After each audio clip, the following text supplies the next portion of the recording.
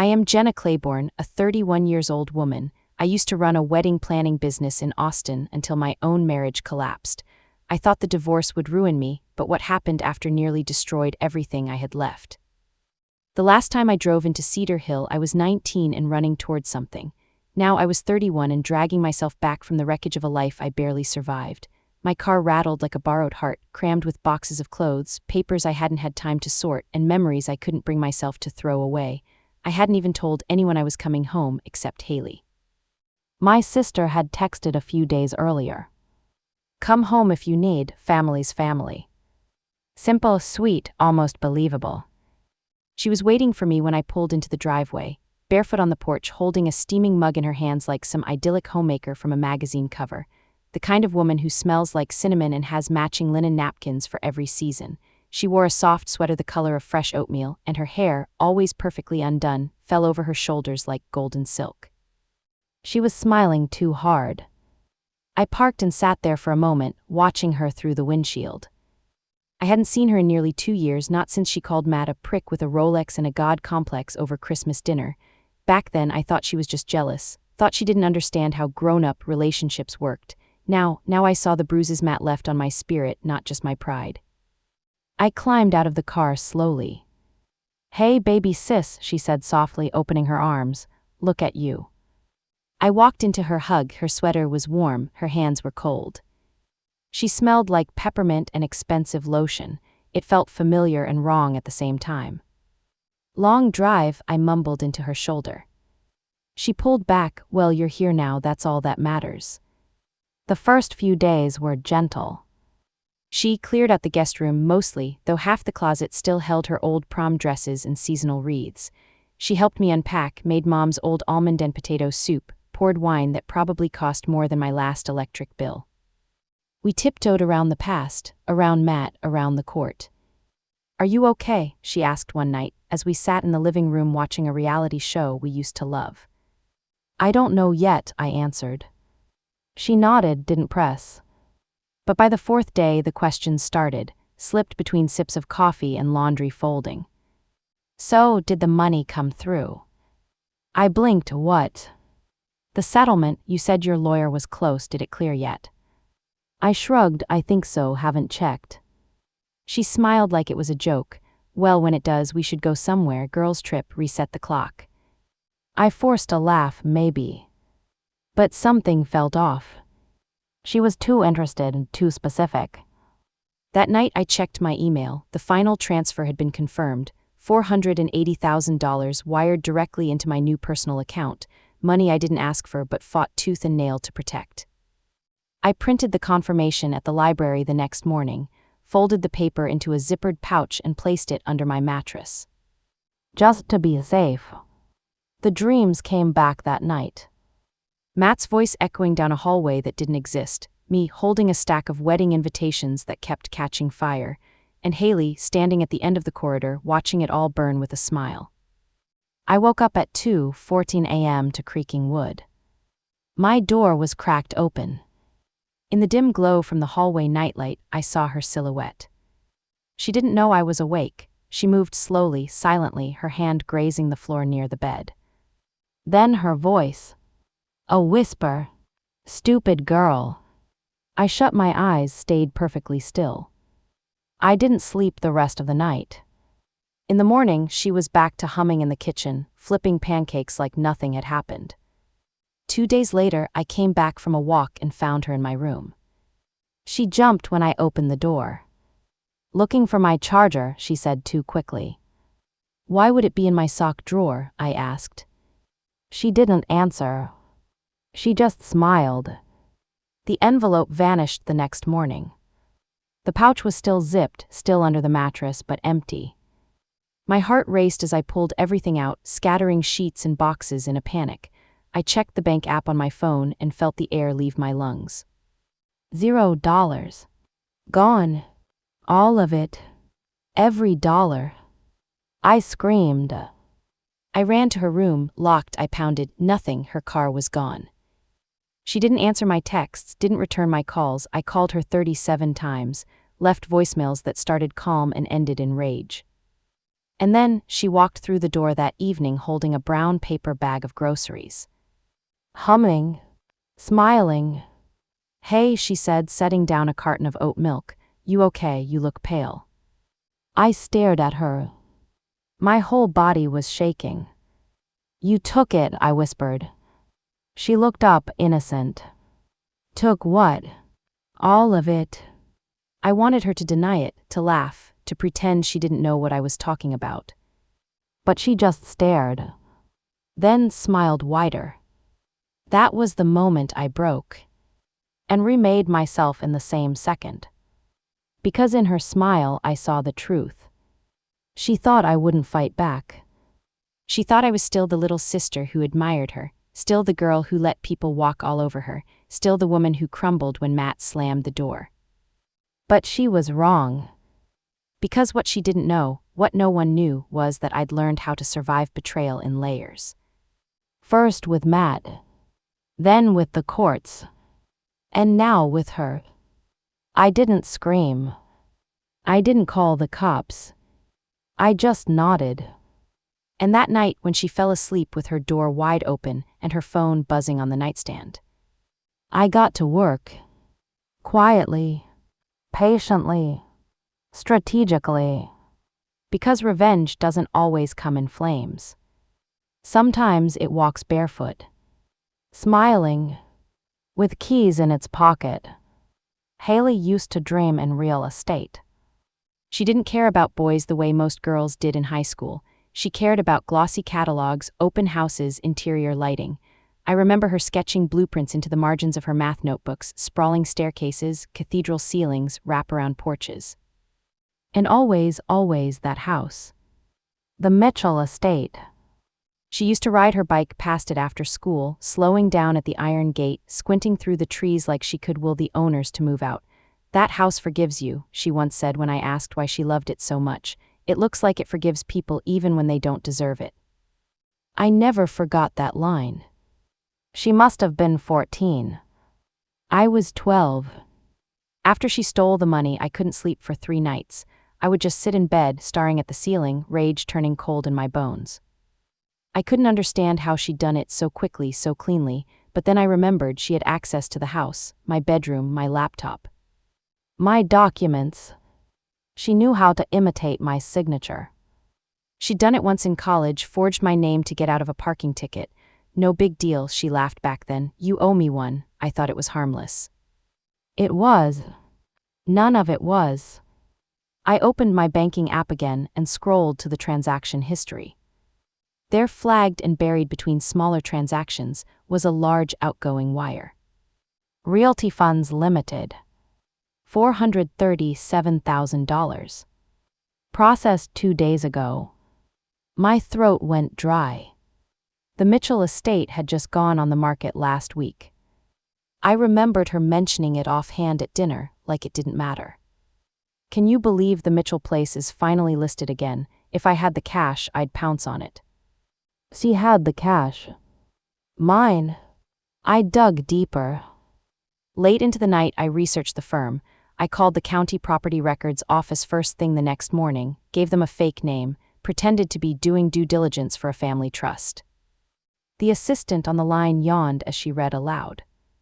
Pending sale on file, buyer listed as Claiborne Holdings, LLC. I froze.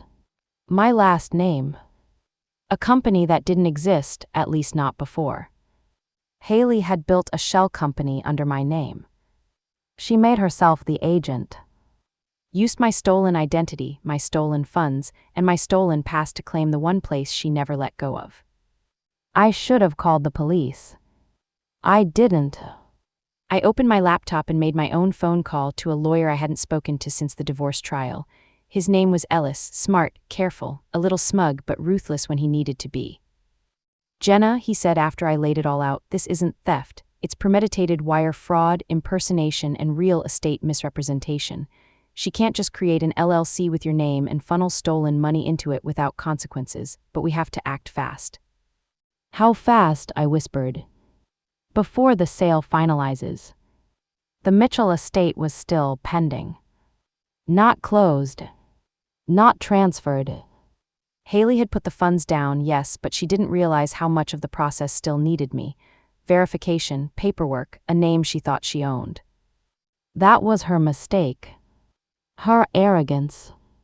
She thought by using a fake LLC and listing me as a silent partner, she was untouchable. But that gave me legal footing. 3 days later, I drove to the property with Ellis and the title agent. The house was quiet. It was exactly as I remembered it. Ivory walls, shuttered windows, weeping willow hanging over the curved driveway like a curtain. I hadn't stepped foot on that land in 17 years.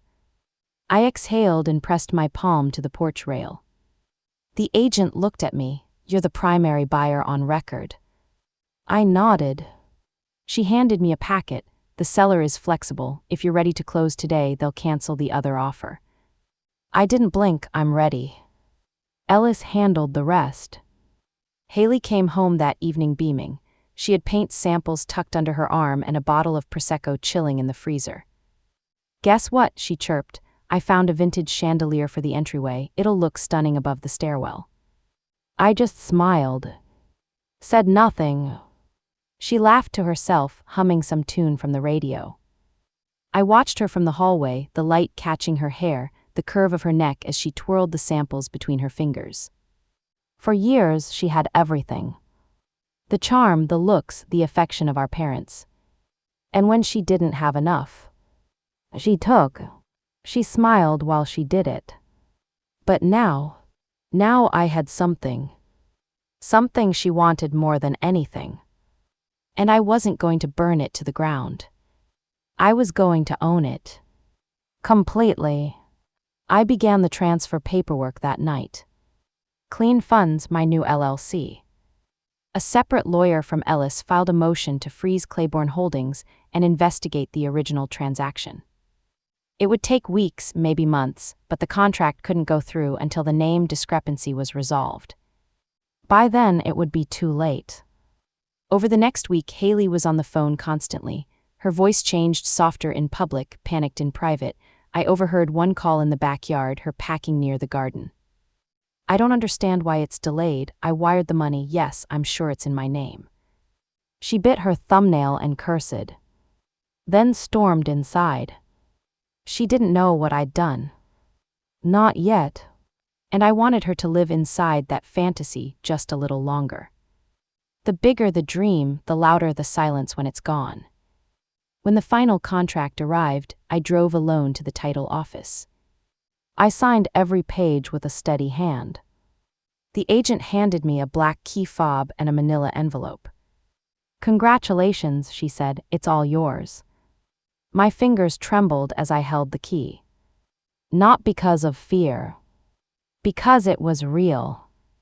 The Mitchell estate, the house of her dreams, was now mine. Legally.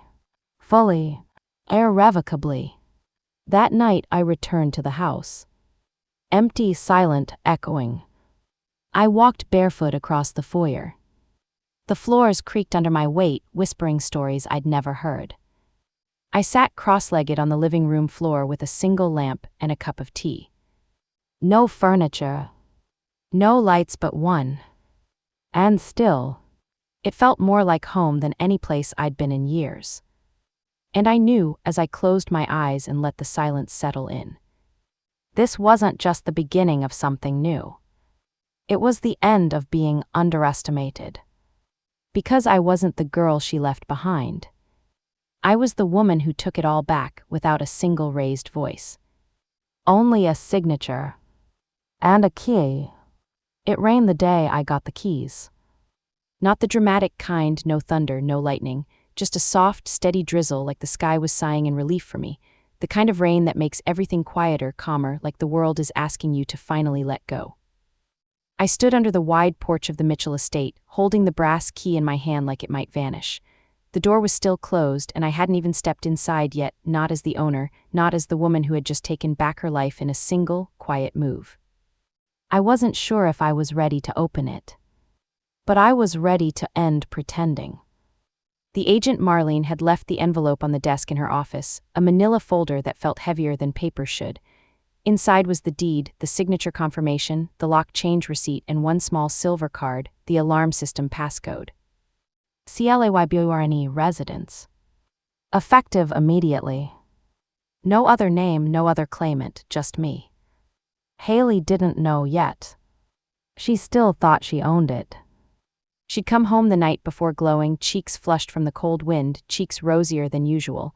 I met with a design consultant, she told me as she peeled off her scarf. He said the front room has amazing bones, said it's practically begging for a chandelier.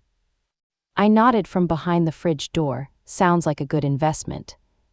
She didn't even catch the edge in my voice. She was too high on victory. The next morning she left early, said she had details to finalize and a lunch meeting with a lighting supplier. I waited exactly 27 minutes after her car pulled out of the driveway, then opened my laptop. The confirmation email from the title company stared back at me like a lighthouse. Congratulations on your new home, Ms. Claiborne, welcome. I packed a single duffel bag not because I needed much but because I didn't want to feel rushed. I didn't need her seeing boxes, not yet, every move had to feel like silence. I didn't take the highway. I took the back roads, winding country stretches where the rain tapped softly against my windshield and everything smelled like wet grass and old wood. Cedar Hill always looked softer in the rain. As I pulled into the long gravel driveway of the Mitchell estate, I noticed the trees. The weeping willows swayed slightly, brushing the top of the old mailbox. The lawn was bare, waiting. The porch still had the swing she used to dream about, the one she used to say she'd read novels on for hours like an old soul in a Southern movie. I stood on that porch now not as her sister. Not as a guest. But as the one who turned her fantasy inside out.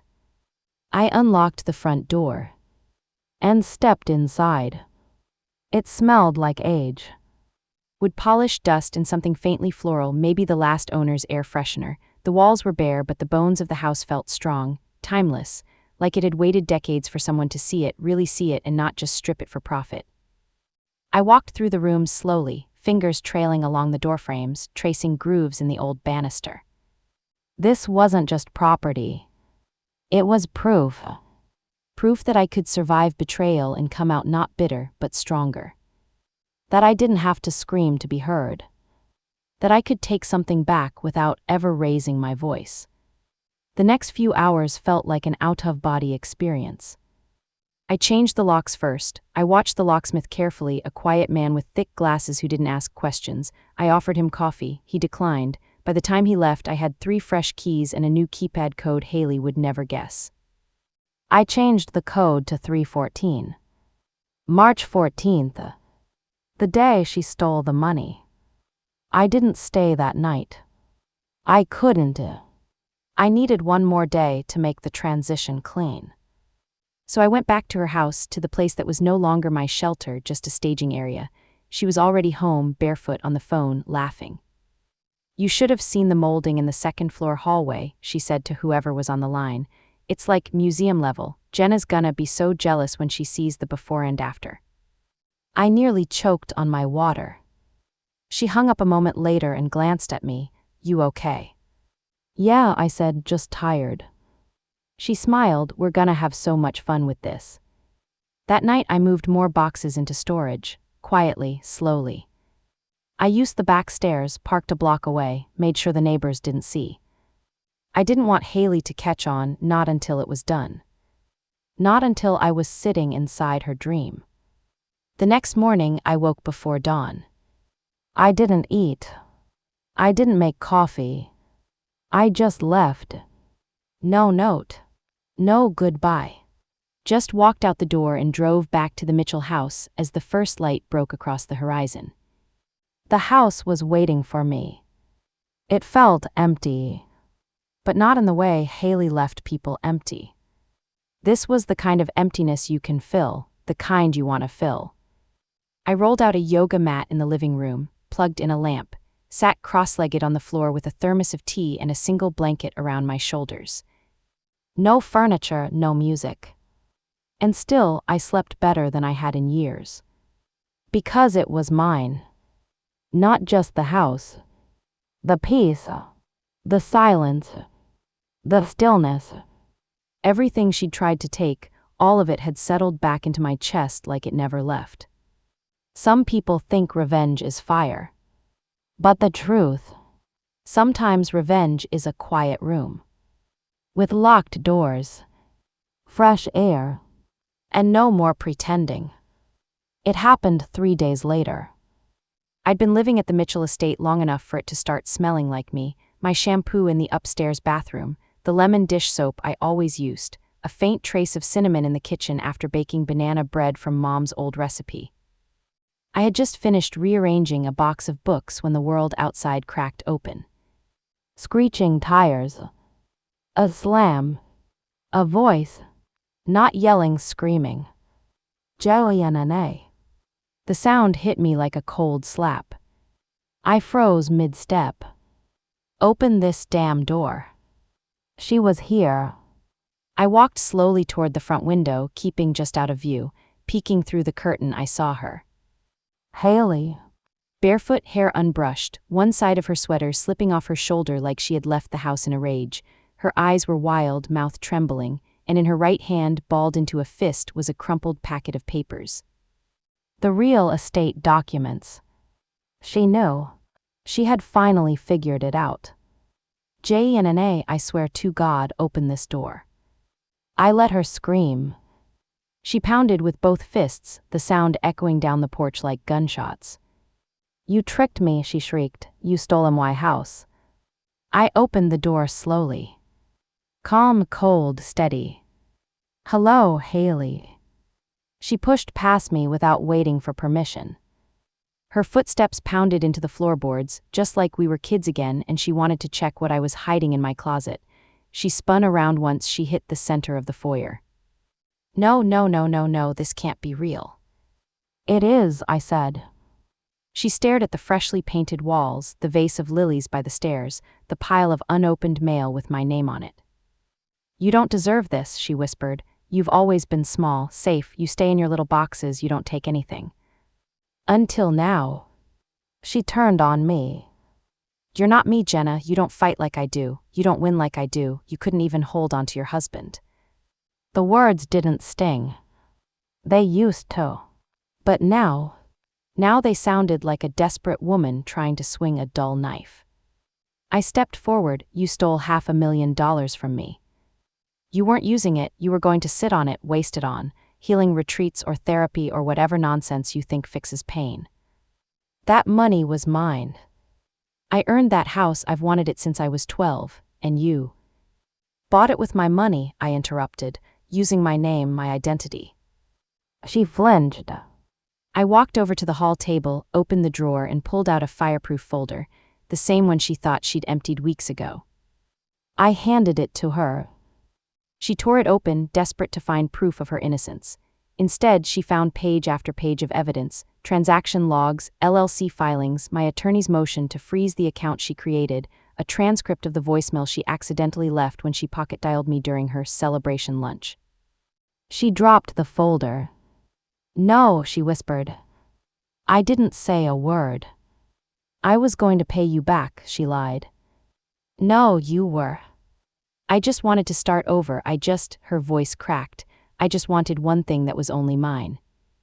You could have had it if you'd asked. Tears filled her eyes, but she didn't cry, not really. She wiped her face like someone who wasn't used to breaking down in front of anyone, least of all the person she once looked down on. You really think this makes you better than me? She asked. I shook my head. No, but it makes me free. She stared at me for a long time. Then laughed. A short, bitter sound that didn't even reach her throat. You're not built for revenge, Jenna, she said, stepping backward. You're too soft. She turned toward the door. Stopped. Enjoy your big, empty house, she added. Let's see how long it makes you feel whole. Then she left. No storming. No slamming. Just the soft creak of the porch swing behind her as she walked down the steps barefoot into the night. I closed the door gently and slid the bolt across. My hands were shaking. Not with fear. With release. I sank down onto the cool hardwood floor, legs curled to my chest, forehead resting on my knees. She was gone. Really gone. For the first time in years, no Matt, no courtroom, no Haley hovering in the corners of my life like a shadow I couldn't explain. I was alone. And I wasn't crying. I wasn't begging. I wasn't asking anyone to believe me, fix it for me, hold me up. I was sitting in the quiet in my own house on my own terms. And it felt like breathing after nearly drowning. That night I opened every window. Let the night air blow in. Let the silence wash over everything she touched. Then I brewed chamomile tea, lit a candle, and sat in the reading nook I'd carved out from what she wanted to make into her meditation room. She used to say this house looked like it forgave people. But I didn't need forgiveness anymore. I needed closure. And that's what I gave myself. One room, one breath, one boundary at a time. The quiet was the loudest part. No more stomping footsteps on hardwood, no humming from the kitchen, no dramatic sighs meant to invite attention. Haley was gone, and for a while it was like she'd never existed in that house at all. But I could still feel her. In the echo of her voice when I walked through the foyer. In the dent on the kitchen floor from when she dropped the wine bottle that night we laughed until we cried over Mom's old photo albums. In the way I flinched every time my phone buzzed. Even though she didn't call. Not once. The first few days after she left, I kept expecting retaliation. A dramatic text, a public scene, a cryptic voicemail left in the middle of the night. But she went silent. And that somehow was worse. Because Haley's silence was never still. It meant calculation. I started checking the locks every night twice. Installed a camera on the porch. Bought blackout curtains for the back bedrooms. I told myself it was just precaution, the leftover instincts of a woman who'd been hurt one too many times. But the truth was simpler. I didn't trust that she was gone for good. Then the letter came. A pale blue envelope slipped between my screen door and the main doorframe.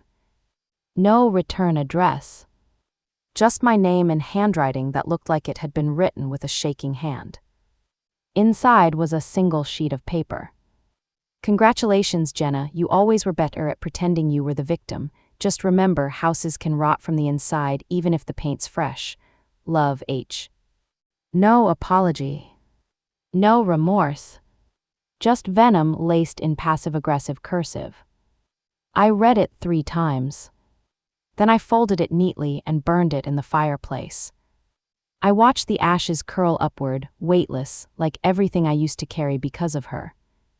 That same afternoon, I found a long, jagged scratch on the side of my car. It wasn't random, it followed the curve of the driver's side like a finger tracing something personal. Taped to the windshield was a printout of a fake foreclosure notice. The house's address bolded, auction date set, none of it real. I didn't need to investigate to know where it came from. Haley had started to unravel. I didn't call the police. Didn't post about it, didn't retaliate. I planted lavender instead. 4 new bushes under the front windows, the same kind Haley always loved in photos but never bothered to plant herself. I pressed each root into the soil gently, speaking out loud as I worked. You don't get to live here, I whispered, not in my garden, not in my head. It became a ritual. Dig, breathe, let go.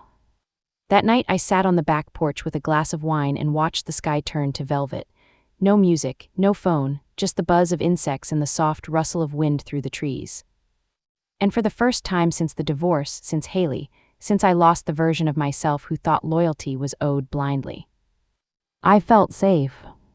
Not just physically. Spiritually. I began to write again. I hadn't touched a journal in years. Matt thought it was childish. Haley said it was such a Virgo thing. But one morning I opened a blank page and just let it pour out. Not for therapy, not for closure. Just because I needed to hear my own voice. I wrote about the betrayal. About watching someone you grew up with become a stranger. About what it feels like to reclaim something not through revenge but through refusal. Refusing to become bitter. Refusing to let someone else define your ending. refusing to return hate with hate. A few days later, I found myself standing in what used to be her dream room, the second-floor corner with the best light, the biggest windows, the one she'd planned to turn into her meditation suite. I turned it into a library instead.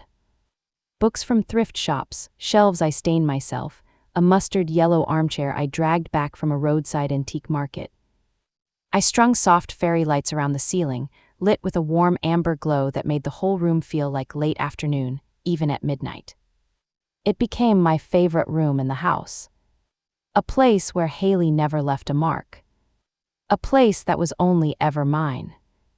Then one evening, I opened the mailbox and found something unexpected. Another envelope. But this time inside was a check. A real one. Post-dated, handwritten, a large amount scribbled in her tight, looping script. It wasn't the full amount she stole, but it was something. And along with it, a note. This doesn't fix anything, I know that, I just needed you to know I see it now, I see what I did, and I'm sorry I didn't stop myself before it broke us. No signature. Just the check. Just the words. I stared at it for a long time. Then I pinned it to the fridge with a magnet shaped like a peach. Not as proof that she made amends. Not because I ever planned to cash it. But because it reminded me of a truth I needed to keep close. That sometimes the people who hurt us most are hurting too. But healing doesn't require their apology. It just requires that we stop letting their chaos echo in our silence. That night, I lit a candle in the library. Sank into the armchair. And for the first time in years, I let the silence settle. Not as a warning, but as a welcome. It didn't happen all at once. Haley didn't crash and burn in a dramatic blaze like you see in movies. No arrests, no tabloids, no sobbing confessions on courthouse steps. Her fall came in fragments and quieter than mine ever was. Which is maybe what made it feel so real. I first saw her again outside the county clerk's office.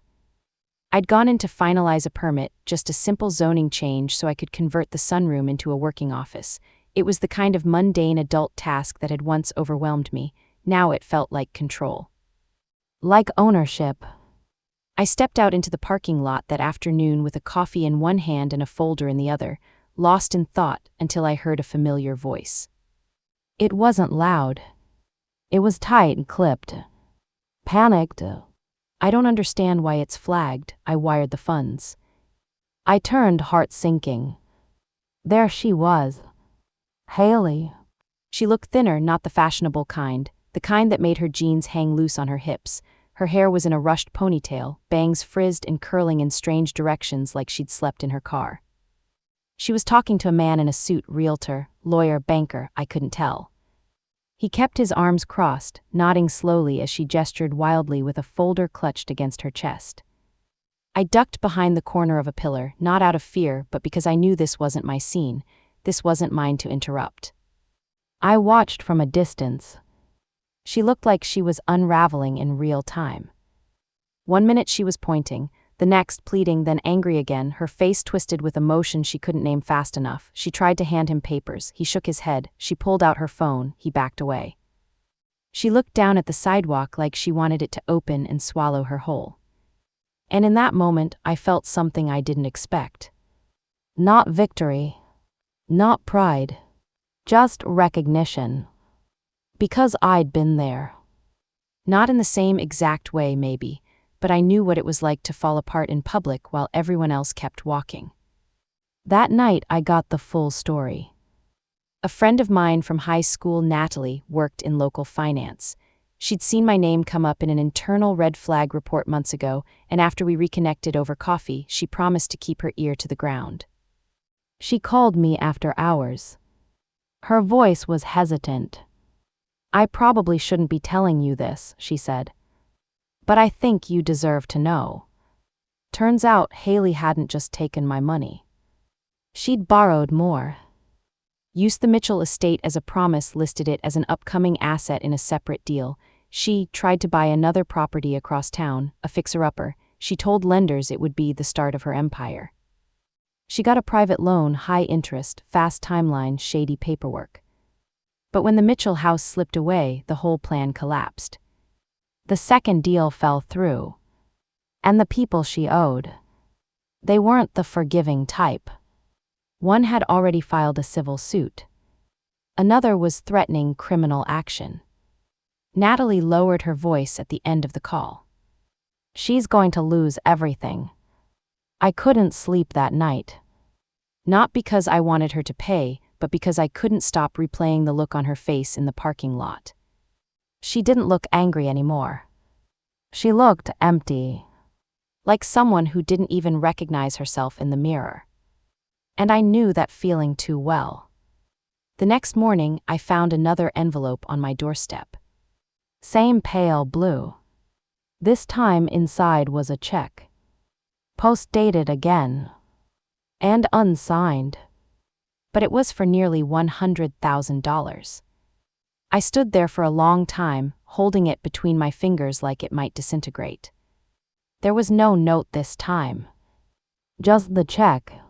No explanation. No demands. Just an offering. A quiet, broken offering from someone who finally saw the wreckage they'd caused and couldn't bring themselves to say it out loud. I didn't cash it. I pinned it to the fridge. Next to the first one.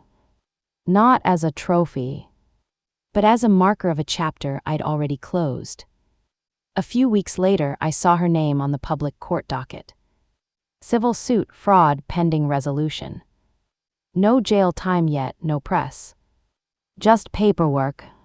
Silent consequences. The kind that creep in during slow mornings and lonely evenings, the kind that teach lessons no judge ever could. Somewhere along the way, I stopped waiting for another letter. Stopped checking the driveway for signs of her car. Stopped thinking about what she might say if she came back. Because by then, I'd stopped writing the story around her. I'd stopped narrating my pain through the lens of her choices. She was no longer the villain. She wasn't even the main character. She was just a caution sign in my rearview mirror. That night, I sat in the reading room with the window cracked open. The lavender bushes swayed in the wind. A distant thundercloud grumbled somewhere over the hills. And I thought to myself, maybe it's not about whether they ever pay you back. Maybe it's about knowing they finally saw the cost. It was spring again. The kind of spring where the wind still bites in the morning, but the daffodils bloom anyway, stubborn and bright like they don't care who's watching. The sky had that soft blue haze, and I was out back in the garden, kneeling in the dirt, hands deep in wet soil when I heard it. 3 soft knocks at the front door. Not pounding, not urgent. Gentle. Almost unsure. I froze. There was only one person who would knock like that now. I wiped my hands on an old towel and walked slowly to the front door, my heart weirdly steady. I opened it. Haley stood there in a tan raincoat that was 2 sizes too big. Her hair was tied in a loose braid, no makeup, eyes red-rimmed like she'd barely slept. "Hi," she said softly. "Hi. Can I come in?" I stepped back without saying a word. She walked inside like a stranger in a museum, slowly glancing around but not touching anything. She looked smaller than I remembered, not physically but in energy, in presence. "I thought you might slam the door," she said. "I thought about it." She nodded. That would have been fair. We stood in the living room for a moment. The clock ticked. A car passed outside. Neither of us sat. Then she spoke. "I didn't come here to ask for anything. I know I can't take it back." I said nothing. I just needed to see it one last time. She looked around the room at the bookshelf I built, the hand-thrown pottery on the table, the framed photo of us as kids that I kept because some part of me hadn't stopped hopping. "I wanted it to be mine so badly," she said. "I thought if I had the house, everything would feel right again." "It wouldn't have," I replied. "I know," she whispered. "Now I do." We finally sat across from each other. No wine, no coffee, just air and truth. "I hated you for a while," she said. "I know." Not because you did anything wrong, but because you were still good, even when everything collapsed, even when he left you with nothing. You still held your spine straight, and I didn't know how to live with that." Her voice broke. She covered her mouth with her hand. "I stole from you because I wanted to be you, not the Jenna who cried in court, but the one who got back up. I wanted that version. I didn't know how to earn her, so I took from her instead." I felt my throat tighten. "You could have just told me you were drowning." I didn't know how. Silence stretched between us. She looked at the photo on the bookshelf, the two of us, 11 and 13, covered in frosting, arms wrapped around each other, faces scrunched with laughter. "I miss that girl," she said, "the one who hugged you in that picture." "She's still in there," I said quietly. "She doesn't trust herself anymore." I didn't answer, because I didn't know if I believed that either. After a moment she stood, walked toward the window. "The rehab program in Denver, it's working," she said. "They call it financial trauma addiction. Sounds made up, but I'm starting to see patterns, starting to face them." I nodded. "I'm not asking for forgiveness," she added. "I'm just asking for truth." "You hurt me," I said, in a way I didn't know I could still be hurt. "I know. And I still don't trust you." She turned, eyes brimming. "But I also don't hate you anymore." Her shoulders dropped like she'd been holding her breath for years. "That's more than I deserve," she said. "No," I said softly, "it's exactly what we both needed." We walked to the front door together. She opened it, paused on the threshold. "You're stronger than me," she whispered. "I'm not," I said. "I just stopped needing to win." She smiled faintly, then stepped into the spring light. I watched her walk away. No bags, no second glances. Just steps, one after another, into whatever came next for her. And as the door clicked shut, I stood in the quiet and knew that might be the last time I ever saw her. And I was okay with that. A full year has passed. The daffodils came back, the porch swing still creaks, and every morning I open the same tall window in the kitchen and breathe in air that somehow smells like both the past and the future. I live alone now. Not lonely. Just alone in the best way. And this house, the one I was never meant to own, is no longer just a symbol of what she tried to take. It's become a map of what I reclaimed. I thought healing would feel louder. I thought it would arrive with fireworks or breakthroughs, like the final scene of some tidy movie where everything finally makes sense. But instead, it came in small things. Waking up without dread. Drinking my coffee slowly. Reading a full book without checking my phone every 5 minutes. Learning how to sit in stillness, not because there's nothing to fear, but because fear doesn't own me anymore. I turned the sunroom into my office. I consult now, not just weddings like I used to, but something new. I help women who have been through what I went through: financial betrayal, emotional theft, the kind of quiet, invisible violence that people don't talk about at dinner tables. My first client sat in the same chair Haley once stood in, screaming. She wept for 40 minutes without stopping. I didn't try to fix her. I just sat with her. Because I've learned. Some wounds don't need solutions. They need witnesses. Haley hasn't written in a while. The postcard stopped 2 months ago. Last I heard, she was still in Denver, still attending therapy, still taking responsibility in her own quiet, scattered way. I don't check on her. I don't avoid her either. She exists in my life now like a distant cousin you see in old photo albums, a face that meant everything once but now belongs to another version of you. I keep her check pinned to the fridge, still uncashed, still unsigned. I've moved it 3 times during renovations but never thrown it away. Not as a keepsake, but as a reminder that I had the power to destroy her and chose not to. Some nights I still remember the whisper. "Stupid girl." I used to hear it as a scar. Now I hear it as a turning point. Because that night, the night she thought I was asleep, the night she took what wasn't hers, was the last night I ever let someone else write my story. The Mitchell house is mine now in every way. I've repainted every room, refinished the floors, learned which steps creak and which windows stick during the rain. The house isn't perfect. Neither am I. But we both survived people who tried to hollow us out and claim our value. And somehow we're still standing. Still beautiful. Still full of possibility. On the anniversary of the day I got the keys, I made banana bread again. The smell filled the house, warm and familiar. I played soft jazz, danced barefoot in the living room, lit the fireplace even though it was a little too warm for it. It was just May. And that was more than enough. I walked outside that evening, tea in hand, watching the wind bend through the willows. And I whispered something to the quiet. I'm proud of you. Not for winning. Not for surviving. But for staying kind when the world tried to harden me.